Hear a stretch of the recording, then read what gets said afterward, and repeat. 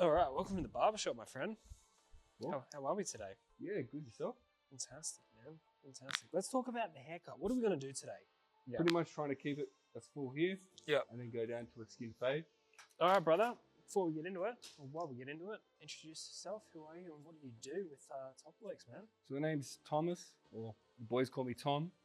I've been with Top Blokes for about a year and a half now. So I'm a youth worker working within the Sydney region, but in particular around that southwest Sydney portion. So around that Campbelltown, Bankstown, Fairfield area. Fantastic. And what kind of drove you to start doing the work with Top Blokes? Well, I think what really led me to going through this career, and in particular Top Blokes, is actually kind of trying to find myself and where I fit within the world, right? So growing up, my dad left the family when I was about 13. And I kind of had to figure out for myself where I fit within the world because I didn't really have a positive role model to look up to. So being able to actually come out to the schools and talk with the boys is something that I really enjoy. Yeah. That you can't really, money can't be put, a price can't be put on that. But I think what really led me to this is, kind of like my story leading up to around my parents' divorce and not knowing where to go because at school we didn't really have any programs or any guidance figures. It was more just like, you're at school, figure it out for yourself. Being that coming into young adulthood, how do you feel like it was affecting you back then? Well, I feel like it took away any sense of security, right? So when you've got two parents there in a stable home, things feel quite secure because things are going kind of in the right direction for you. When that security layer gets removed, you're kind of stuck on your own and you don't really have much places to look to. And I feel like when things are going really deep and really dark for you, you really want to portray yourself in a positive light. You don't really want to show that things are sad, things are going wrong. You kind of have to put that mask on, which is something that we do speak about with the boys, and particularly around that masculinities topic where we speak about the mask that we put on and how that shapes who we are and kind of how that blocks the person that we can be. And that's what we're here to talk a little bit about today is masculinity and how to define that. Yep. And that's one of the topics that you go with the program with Top Blokes, right? Yep. So how do you guys approach this topic? Well, in particularly around the schools that I work with in that southwest Sydney, there is a lot of disillusion because you've got a lot of first generation Australians trying to find where they fit within society. They're trying to hold on to those traditional norms where they come home to, but also trying to fit within that mold that Australia expects of them, right? So there's a lot of disillusion on who they want to be, and I guess who gets to make that decision. So at Top Blokes, we go from an approach where we have an analogy, right? Where we look at fitting within this mold as like a box. We enlist a whole bunch of different traits that they may have seen within men, within their local community, or whether they've seen throughout their family members. And we put them in a box, and then we put some traits that could appear quite feminine outside the box. And then we use that as like a talking point to say, at the end of the day, it doesn't matter who you are, where you come from, what you look like, just be yourself. Because that's all that matters in the end. No one cares what car you drive, what clothes you wear, how you present yourself, how you get hairstyled. It's about the values that you take home and the values that you hold within. It's interesting, like as a male myself, like, and the times that I've kind of gone through it, it's masculinity wasn't something that I kind of even really thought about until, maybe in the past 2-3 years since I've really I've got a wife and a daughter and stuff like that, and understanding those kind of social constructs and stuff like that. Because you are so, especially young age and coming in your early 20s as well too, you're so worried about what people think about you and how you're meant to act as a parent, not even just a parent, sorry, act as a male. And my biggest role model, I guess, I was very lucky. I had two people that I kind of looked up to. I had my dad. Yep. And then I had my, grandfather. Yep. My grandfather wasn't a blood relative, but he was pretty much the pop in my life. Like my real grandfather, I didn't really have much of a deal with. But it was interesting because I had these two different styled male figures in my life that showed me, how to kind of, how you can be as a male. Yep. You know, one was a little bit more feminine, but also achieved a crazy amount of things with my grandfather. Mm-hmm. And I look up to him quite a lot, but also I look at my dad, and he was a bit more of an aggressor. Like he was a bit more kind of Yep. like, you know, that was my experience. As I kind of grew up, I experienced and had to unpack quite a bit of stuff from how my dad was. And we're all good now, we're best friends and stuff like that. As being an adult, like I can't understand certain things he did. Yeah. But it definitely did shape my reality of, you know, what it was to be a man. To be a man, to be this masculine figure, have to go to work, have to provide. Don't talk about your feelings, you know, don't blah, blah, blah, blah, blah, blah. Of course. These kind of, even though he probably, you know, was trying to encourage me for certain things, it was just, it's easier to like see someone do something and mirror that, right? Yes.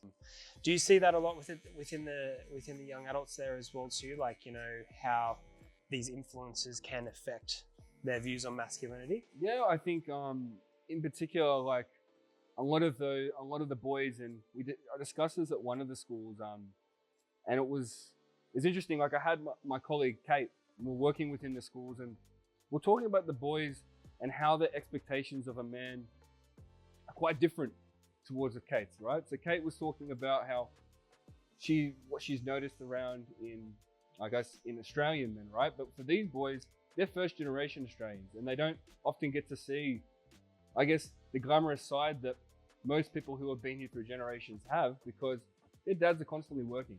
I know for me, and what the boys really reflected on this was that if my dad was home, he was asleep. If he wasn't at home, he was working.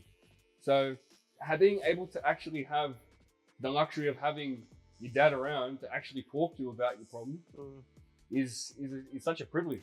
If not having a father around or a father figure around.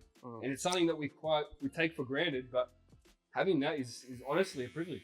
Yeah. And a lot of them find that because they don't have somebody there to at least talk to or get some guidance from, the best way they find the belongingness is through doing things on the street, because that gives them somebody to connect to. And it's a shame that a sense of belongingness has to come from outlets like that, but it just goes to show that how much connection and how much being together as a group actually makes a difference. Yes. And having someone that actually accepts them.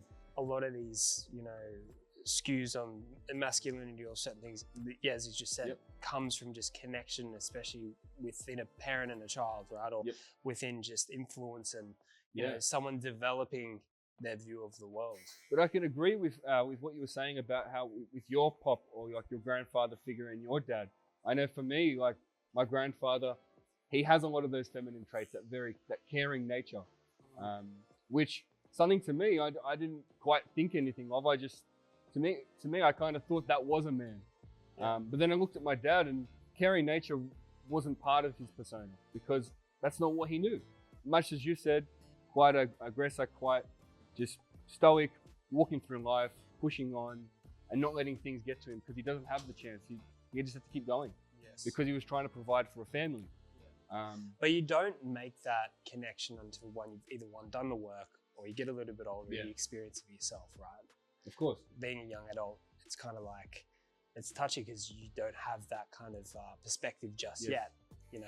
But I guess with the programs that you have, like, well, what's some with the topic of, you know, redefining masculinity? How is it kind of communicated? What are some topics that you like? What are some things that you talk about to kind of reshape people's minds?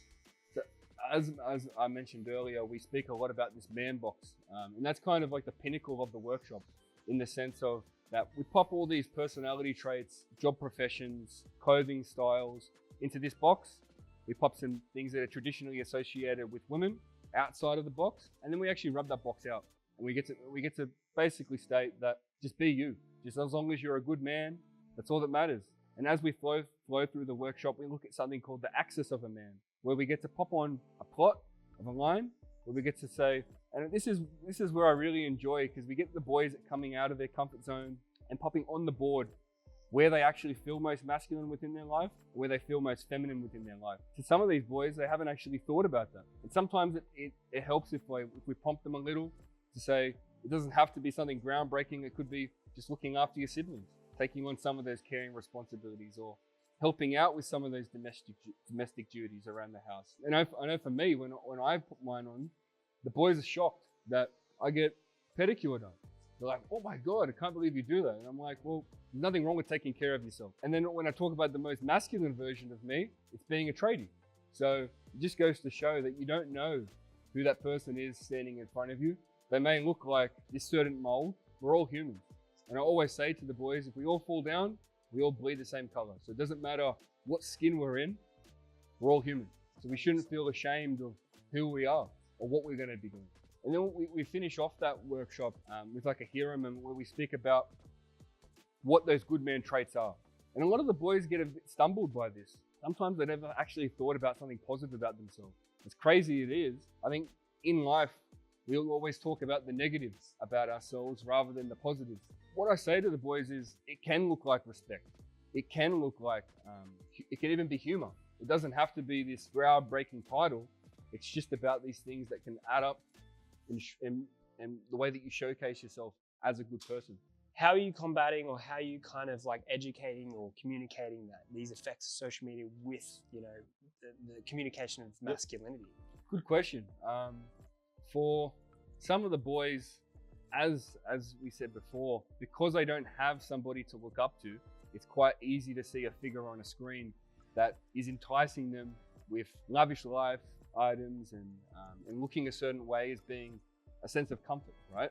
Or something to aspire to. The way that we I guess, attack the conversation and not to shut them down, but it's more of picking what is factual and what is not factual, right? Because through the social media, there's a lot of misinformation that's been put out there in terms of a lot of topics, not just around the masculinities. I let the boys actually speak about some of those views on what they've heard, and I give them a platform, because there's nothing worse than when you're younger just being shut down.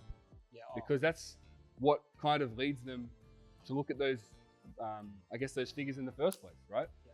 So giving them an ability to actually hear and unpack why these people might say things and what the reality is, gives them a platform to actually think critically.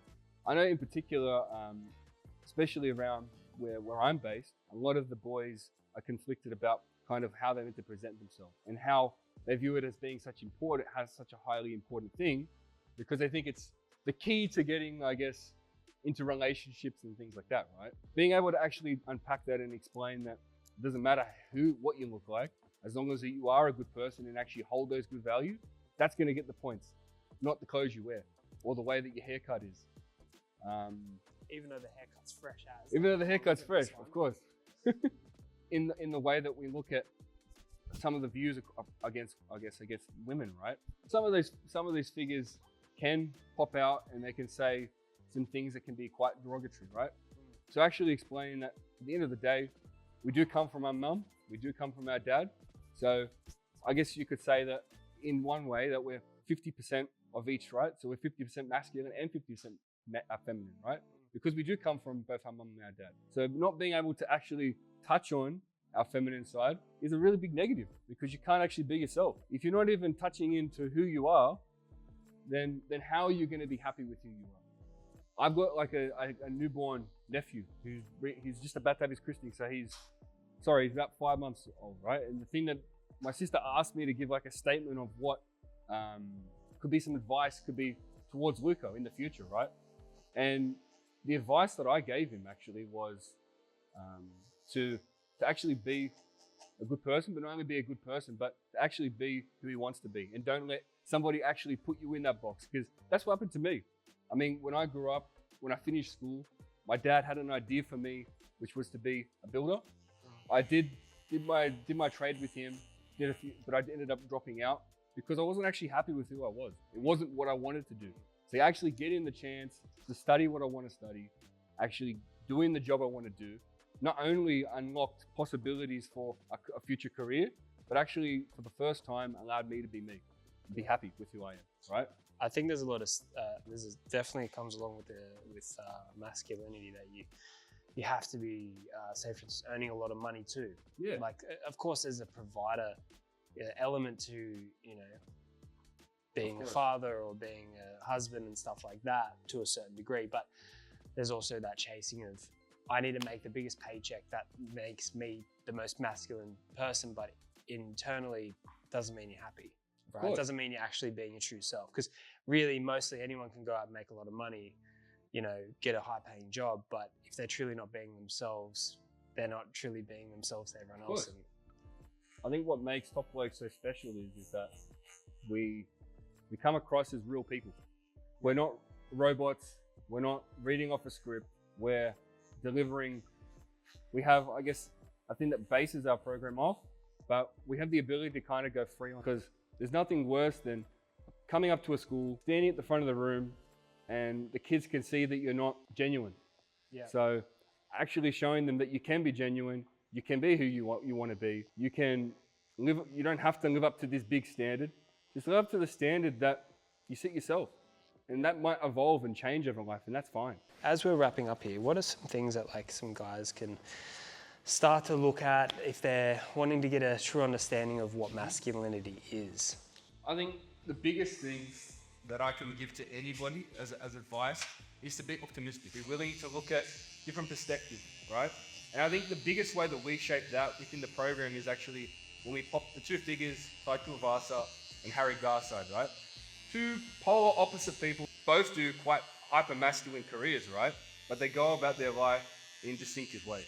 Particularly when I'm at the school that I'm at, when we show the Taito Vasa video first, the way that he's quite most feminine is when he's looking after his son, because that's his whole purpose of life, is giving his son the opportunities that he didn't. And then we pop on the Harry Garside video. It starts off with the boxing, it pans forward, says him got his nails painted, and then him in a dress. And then him talking about that he doesn't care about the trolls, how they kind of have to distinctively push him into that box, right? And the boys, sometimes their faces are like, whoa, I've never seen that in my life. That exists. So sometimes the boys are very conflicted and like, wow, are you sure I can be like this? I'm just like, of course you can. Who cares what people have to say? And like, if anything, I always talk about how courageous Harry is, because he knows how people are going to judge him and people are going to treat him. And then he still does it anyway, right? If this is an Olympic boxer that's not afraid to be who he wants to be, and is actually happy to paint his nails, happy to wear a dress, happy to do ballet, then what's stopping you?